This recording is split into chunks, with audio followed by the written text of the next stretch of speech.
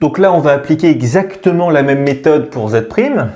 Alors c'est parti, d'abord on calcule le module de z' pour pouvoir ensuite factoriser. Alors le module de z', qu'est-ce que c'est? C'est racine de a au carré plus b au carré. Vous voyez que a c'est 1 et b c'est aussi 1, parce que là c'est 1 fois i. Hein. Faut pas, certains mettent 0 parce qu'ils voient rien devant le i, mais non, c'est 1 fois i ce qu'on a ici.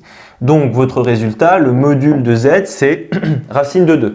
Okay, donc il va falloir qu'on factorise z' par racine de 2. Et bien c'est parti, dans son écriture algébrique. Donc vous mettez racine de 2 en facteur.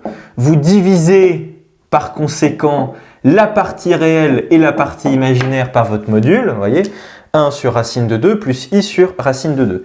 Alors là, on peut se dire, bah zut, je connais aucun nombre complexe qui possède un cosinus égal à 1 sur racine de 2 et dont la partie imaginaire est 1 sur racine de 2. En réalité, si. Parce qu'il se trouve, et ça c'est extrêmement important, ça il faut vraiment le savoir, il ne faut pas être perturbé face à ça, 1 sur racine de 2, à quoi c'est égal?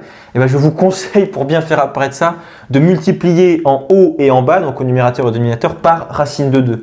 Et regardez quel miracle il se produit. Si vous multipliez en haut et en bas par racine de 2, c'est comme si vous multipliez par 1, donc ça ne change pas le résultat.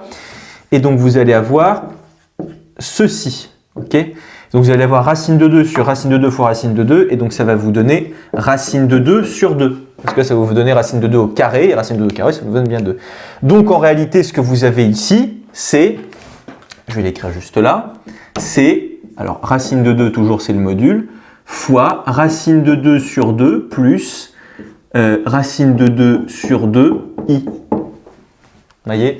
Parce que là, vous avez 1 sur racine de 2 que vous pouvez remplacer par racine de 2. Ça, c'est extrêmement important de savoir cette égalité-là.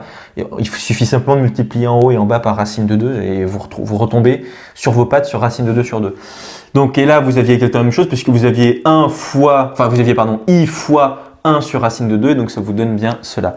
Et quel est le nombre complexe dont parce que là, je vous rappelle encore, ici, vous avez le cosinus, ok, et là, vous avez le sinus.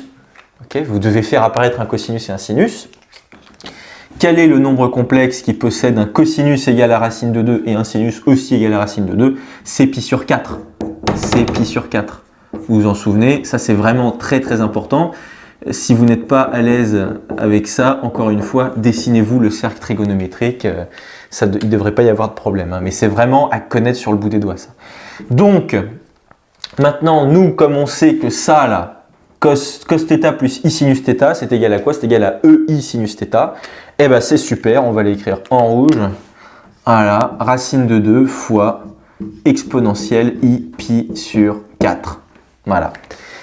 Voilà notre résultat. Et vous voyez, on est bien arrivé de la même façon à notre point final, notre but. C'est-à-dire qu'on a d'abord factorisé par notre module, ok. Ensuite, on a identifié l'argument, okay, de notre nombre complexe, enfin un argument plutôt. C'est très important de dire un argument et pas l'argument. Okay. On a identifié un argument de notre nombre complexe. Bon là c'est vraiment un passage à vraiment connaître dans les exercices, c'est fondamental.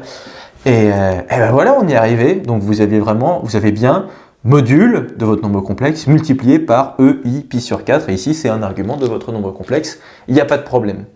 C'est quand même marrant, je trouve, vous voyez, on a un nombre comme ça dans le plan, ouais, et juste avec des formules voilà, qu'on connaît, on est capable de déterminer quelle est sa distance au point 0, voyez, et l'angle qu'il fait par rapport à l'axe des abscisses. Parce que ça, c'est exactement ce que ça veut dire. Hein.